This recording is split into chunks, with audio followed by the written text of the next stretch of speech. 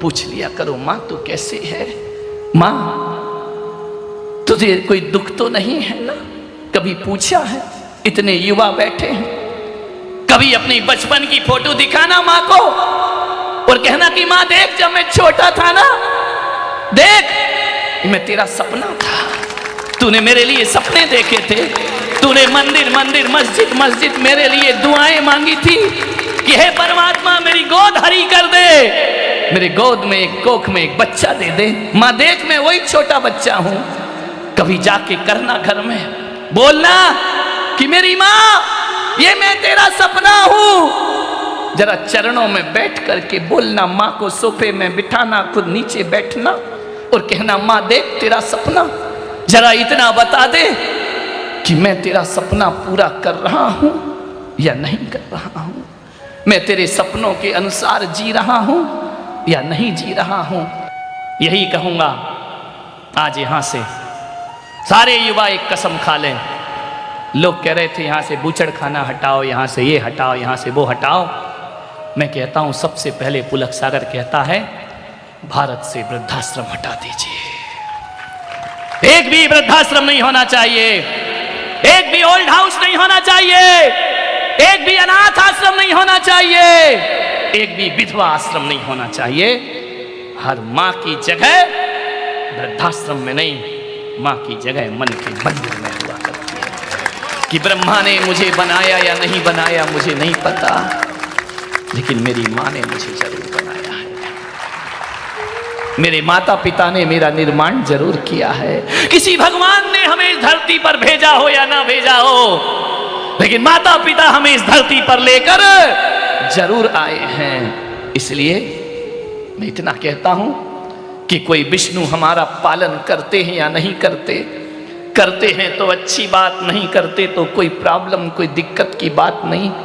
लेकिन मेरी जिंदगी का अनुभव तो कहता है कि मुझे किसी विष्णु ने पाला या नहीं पाला, मेरी माँ ने मुझे पाल पोस कर जरूर बड़ा किया है। हर व्यक्ति को उसकी माँ जरूर पाल पोस कर बड़ा करती है, माता पिता पाल पोस कर बड़ा करते हैं। और कोई महेश शिव शंकर महादेव इस सृष्टि का विनाश करते हो या ना करते हो, लेकिन माँ बाप अपने बच्चों की बुराइयों का विनाश जरूर किया करते हैं। इसलिए आज इस भरी सभा में मैं इतना ही कह सकता हूँ कि आकाश में बैठे ब्रह्मा विष्णु महेश होते हैं या नहीं होते मुझे नहीं मालूम, मेरी माँ ने मुझे जन्म दिया है, मेरी माँ मेरे लिए ब्रह्मा हुआ करती है, मेरी माँ ने पालन किया वो विष्णु हुआ करती है, वो जिसने मेरी बुराइयों का अंत किया मेरे लिए वही महादेव से कम नहीं हुआ करती है। माँ ही ब्रह्मा, माँ ही विष्णु, माँ ही महेश, ध्यान रखना। एक व्यक्ति ने मुझसे पूछा कि जन्नत कहाँ है,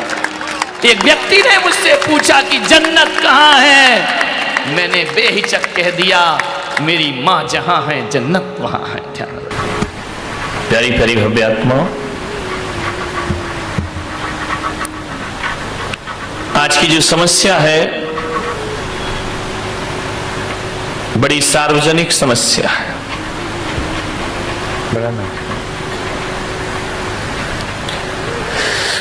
सार्वजनिक इसलिए है कि ऐसा नहीं है कि क्रोध मात्र एक जाति धर्म विशेष को आता हो, क्रोध सबको आता है। बच्चे को भी क्रोध आता है, बड़ों को भी क्रोध आता है, जवान को भी क्रोध आता है, बुजुर्ग को भी क्रोध आता है, जैन को भी क्रोध आता है, अजैन को भी क्रोध आता है, हिंदू भी क्रोध करता है, मुसलमान भी क्रोध करता है, और तो और राजस्थानी भी क्रोध करता है, पंजाबी भी क्रोध करता है, महाराष्ट्र का भी आदमी क्रोध करता है, और भारत का ही नहीं पूरी दुनिया में क्रोध आया कर। ध्यान रखना, चाहे अमेरिका हो, रूस हो, जापान हो, पाकिस्तान का तो पूछो ही मत, 24 घंटे क्रोध में रहता है। ध्यान रखिए, सबको क्रोध आता है दुनिया में, ऐसा कोई नहीं जिसे क्रोध ना आए। मान्य बात, हर काल में क्रोध आता है, भूतकाल में भी क्रोध आता था, वर्तमान में भी आता है। तो ज्ञान गंगा महोत्सव को यदि अच्छे से आत्मसात कर लिया तो भूत और भविष्य की तो मैं गारंटी नहीं ले सकता हूं, भूत और वर्तमान की गारंटी नहीं ली जा सकती है, लेकिन इन सूत्रों को जी लिया तो ध्यान रखना, भविष्य में क्रोध पर काबू किया जा सकता है, क्रोध को रोका जा सकता है। क्रोध बहुत बड़ी समस्या है। महिलाओं को आता है, नहीं आता है? बोलो, बड़े गर्व से कहो हमको क्रोध आता है। महिलाओं को भी, और आदमियों को तो जय हो पंचम काल की, 24 घंटे क्रोध आता है। ध्यान रखिए, जीवन एक रंग भूमि है, जीवन एक उत्सव है, जीवन एक महोत्सव है। आपसे निवेदन है, रंग भूमि को रणभूमि मत बनाइए, जीवन में रंग भरने का प्रयास करिए। मन शांत नहीं है आदमी का। आज इतना क्रोध है, इतना क्रोध है, घरों में क्रोध हो तो हो, समाज में क्रोध है, परिवार में क्रोध है, मंदिरों में भी कम क्रोध नहीं है। ध्यान रखना, क्रोध सब जगह अपने जाल फैला रहा है। मैं आज, जहां तक लोग ये सोचते थे कि छोटा परिवार सुखी परिवार, लेकिन आज मैं देख रहा हूं कि छोटा परिवार दुखी परिवार। पहले बड़ा परिवार था, संयुक्त परिवार था, आज छोटे परिवार हैं, लड़ाइयां ज्यादा होती हैं, पति पत्नी में झगड़े हो जाते हैं, आए दिन तलाक का वातावरण निर्मित हो जाता है।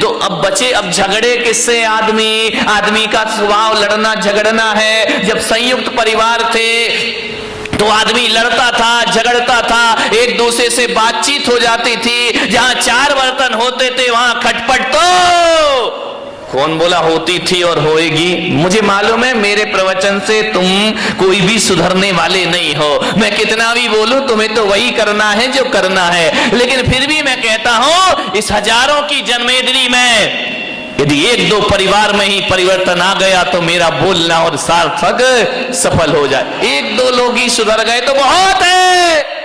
क्लासरूम में बैठा हुआ हर बच्चा 100 में से 100 नहीं लाता है। 2-4 बच्चे होते हैं जिन्हें 100 में से 100 अंक प्राप्त हुआ करते हैं, और जिन्हें प्राप्त हो जाते हैं, शिक्षक का बोलना और पढ़ाना और सिखाना सार्थक हो जाए। कोई भी किताब आप उठा करके पढ़ लीजिए, कोई भी अखबार आप उठा करके पढ़ लीजिए, पूरी किताब पढ़ने जैसी किसी भी लेखक की नहीं हुआ करती है। लेकिन एक बात ध्यान है, यदि 100 रुपए 200 रुपए की किताब में यदि 2 पेज ही अच्छे पढ़ लिए गए, 2 पृष्ठ ही बहुत अच्छे हुए, तो वह 2 पेज पूरी किताब की कीमत चुका दिया करते हैं। इतना ध्यान रखिए। बस 2 पेज अच्छी बातें पूरे प्रवचन में, घंटे भर में 1-2 बातें अच्छी हुआ करती हैं, बाकी तो बातों की बारात हुआ करती है। ध्यान, 1-2 बात ही जीवन को बदल दे तो मेरा बोलना और तुम्हारा सुनना सफल हो जाता है।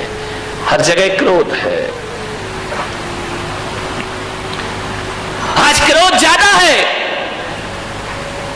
परिवार छोटे हैं, क्रोध बढ़ रहे हैं। पहले क्रोध होता था 10, 15, 20 लोग, 50 लोग एक घर में रहा करते थे, और जब एक घर में रहते थे तो एक को क्रोध आता था, दूसरा संभाल लिया करता था, एक पे गुस्सा निकलता था, दूसरा उसे शांत कर दिया करता था।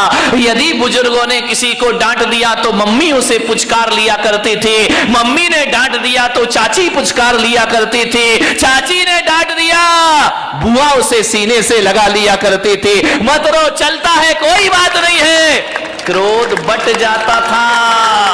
अब तो हम 2 और हमारे नहीं, वो 2 भी नाम के ही हैं, एक पूना में पढ़ रहा तो एक बंबई में पढ़ रहा है। हम 2 और हमारा कोई नहीं है। ध्यान रहे, पति पत्नी रहते हैं। अब गुस्सा कहां निकले मेरे भाई? कौन गुस्सा निकल आया तो संभालेगा कौन? कौन प्यार से हाथ फेरेगा? कौन गले से लगाएगा? अब पति झगड़ता है तो पत्नी का पारा चढ़ जाता है, पत्नी झगड़ती है तो पति का पारा चढ़ जाता है, और कभी कभी जब दोनों के पारे चढ़ जाते हैं तो तलाक की नौबत आ जाती। छोटे परिवारों में क्रोध ज्यादा हो रहा है, ध्यान रखिए। बड़े परिवारों में क्रोध, एक आदमी को यदि गुस्सा आया, दादाजी को गुस्सा आया, पापा जी को गुस्सा आया, तो ये होता था थोड़ा गुस्सा इस पे निकल जाता था, थोड़ा गुस्सा उस पे निकल जाता था, 50-50 ग्राम क्रोध बट जाया करता था। अब जो क्रोध आता है वो तो पूरे थोक के भाव में क्रोध आता है, पूरा क्रोध एक पर ही बरस जाता है। ध्यान रहे, बड़ी दिक्कतें हो गई हैं।